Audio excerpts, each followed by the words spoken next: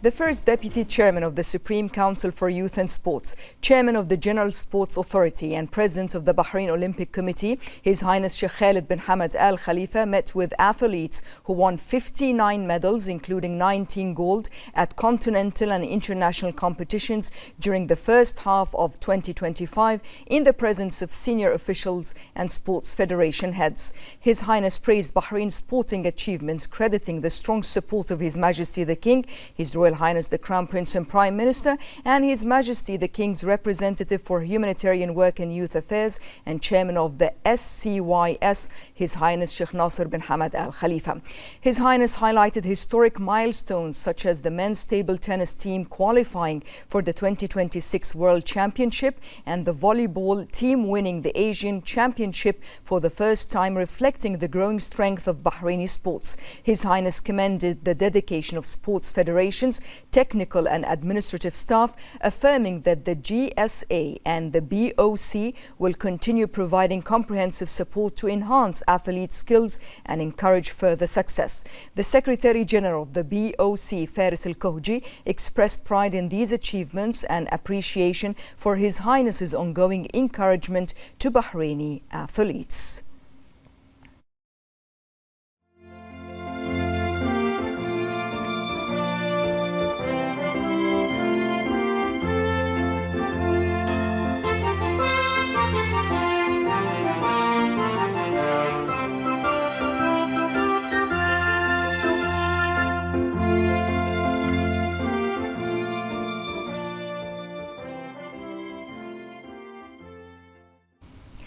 The Minister of the Prime Minister's Court and Chairman of the Board of Directors of Tamkeen, His Highness Sheikh Isa bin Salman bin Hamad Al Khalifa, met with the Chairman of the Supreme Council of Health, Lieutenant General Dr. Sheikh Mohammed bin Abdullah Al Khalifa.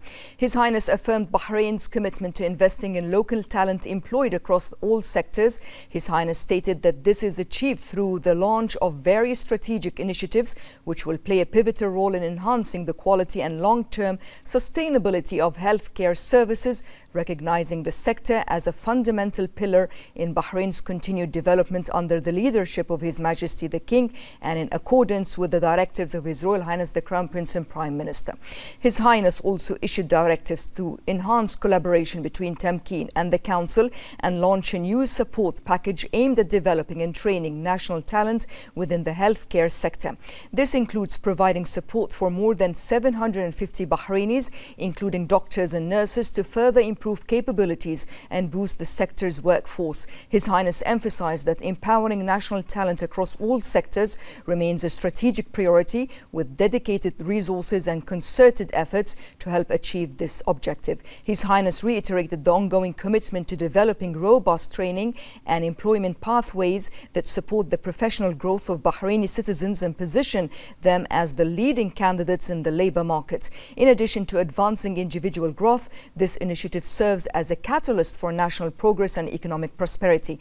Dr. Sheikh Mohammed bin Abdullah expressed appreciation for the royal support of Bahrain's healthcare sector through the support it receives from His Majesty and His Royal Highness. He also commended the contributions of His Highness in providing comprehensive support that enhances the training and development of national talent across different sectors, including healthcare. These efforts align closely with the Supreme Council of Health's ongoing efforts to foster a supportive healthcare environment, encourage innovation, and implement strategic initiatives that enhance service efficiency and ensure the sustainability of resources. The Minister of Health, Dr. Jalila Hassan, the Minister of Cabinet Affairs, Hamad Al Maliki, Tamkeen's Chief Executive Maha Mufiz, along with a number of officials, also attended the meeting. The Minister of Interior, Chairman of the Ministerial Committee for Information and Communications Technology, General Sheikh Rashid bin Abdullah Al Khalifa, chaired the committee's meeting. The meeting was attended by the Ministers of Foreign Affairs, Legal Affairs, Acting Minister of Labour, Cabinet Affairs, Education, Industry and Commerce, Transportation and Telecommunications, and the Chief Executive of the the IJA. The minister affirmed that Bahrain has achieved a leap in promoting the digital transformation strategy and providing electronic services with high efficiency and accuracy thanks to the royal directives of His Majesty the King to employ modern technology to serve society and ensure digital sustainability. The minister also praised the support of His Royal Highness the Crown Prince and Prime Minister for constructive initiatives to enhance the efficiency of government services. After ratifying the minutes of the previous meeting and following up on the decisions issued, the committee was briefed on the most prominent projects in the field of ICT in the diplomatic corps, the executive plan to protect consumers from electronic fraud and fake transactions to enhance confidence in e-commerce in Bahrain. A draft legislation related to the work of the committee was reviewed, which is included in the legislative plan of the government for 2025. The meeting also included the presentation on the standardized template guide for government entities' websites. The minister expressed thanks and appreciation to the committee members and their keenness to communicate and coordinate on all that would develop government services provided to all citizens and residents. The Minister of Interior and Chairman of the National Anti-Drug Committee, General Sheikh Rashid bin Abdullah Al Khalifa, attended the Interior Ministry's celebration to mark the International Day Against Drug Abuse and Illicit Trafficking. The Minister of Justice, Islamic Affairs and Waqf, the Minister of Information, the Minister of Education, the Deputy Interior Minister, the Chief of Public Security, governors and senior officials were also present. The Minister thanked the Anti-Narcotics Directorate of the General Directorate of Criminal Investigation and Forensic Science and all relevant security authorities for their ongoing efforts in protecting society from narcotics. He also appreciated all contributing and coordinating ministries, institutions and individuals. He highlighted the significance of national efforts to tackle drug-related challenges to protect youth and the future of the nation. He affirmed the continuation of developing the ministry's programs and initiatives, including MAN, which is being implemented in cooperation with the Education Ministry, and the Recovery and the Alternative Sentencing projects programs. In a speech, the Director General of the Criminal Investigation and Forensic Science thanked the Minister for his support and instructions that contributed to the achievements of the directorates and hailed the follow-up of the Chief of Public Security. He said that community partnership in anti-drug efforts is vital to tackling the issue through the cooperation of citizens, residents and government and private organizations. He noted that security awareness is one of the key elements in protecting social cohesion. The celebration included a firm on the national anti-drug efforts, the achievements of the Anti-Narcotics Directorate, awareness projects and efforts to integrate recovered people into society. After that, the minister honored personnel from the General Directorate of Criminal Investigation and Forensic Science, relevant security authorities and the organizers of programs that combat and raise awareness of the scourge of drugs and the supporting national companies and institutions. He praised their role and efforts, wishing everyone success. The celebration included an exhibition with the participation of ministries, members of the National Anti-Drug Committee and the relevant Interior Ministry directorates. It included awareness sections that showcase security and preventive anti-drug efforts.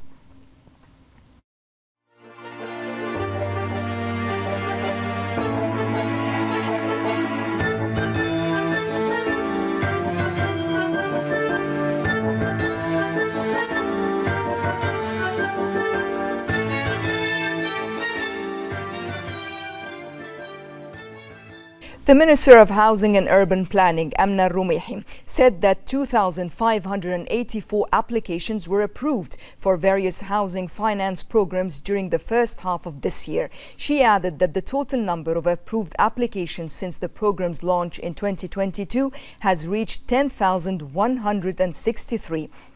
Additionally, 82% of applications were transferred from the traditional services waiting list to immediate financing services. The minister also noted that government land development projects such as Hayy El Nasim in Salman City, the northern governorate, and El Wadi in El Bukhair, the southern governorate, have increased demand for the finance programs. She pointed out that real estate development companies' projects presented at the exhibition contributed to the rise in demand for financing services.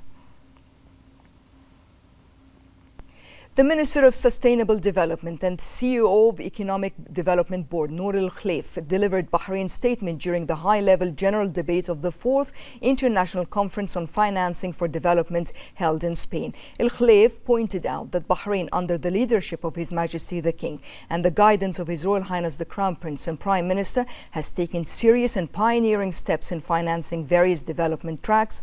She highlighted the vital role played by the financial services sector as one of the priority sectors supporting investment in human capital. Al Khalif also emphasized the importance of financial technology in promoting financial inclusion, noting Bahrain's commitment to continue processing on the path of digital transformation by adopting modern technologies and artificial intelligence tools.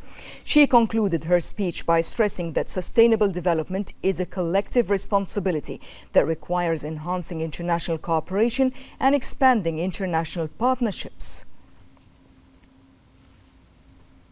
The Minister of Social Development and Chair of the 44th session of the Council of Arab Ministers of Social Affairs, Osama Al-Alawi, met with Tunisia's Minister of Social Affairs, Issam Al-Ahmar, and Palestinian Minister of Social Development, Dr. Samah Hamad, to discuss enhancing bilateral cooperation, joint efforts within the Arab social work system, as well as sharing best practices. This came at the conclusion of the high-level Arab regional meeting in Tunisia, held in preparation for the summit. The minister also visited the International Center for the Advancement of Persons with Disabilities in Tunisia to review its facilities and services. He affirmed Bahrain's ongoing commitment under its current presidency to coordinating with the Council's Technical Secretariat in preparation for the Second World Summit on Social Development at the Arab level, expressing hope that the meeting's outcomes would advance more inclusive and sustainable development in Arab societies.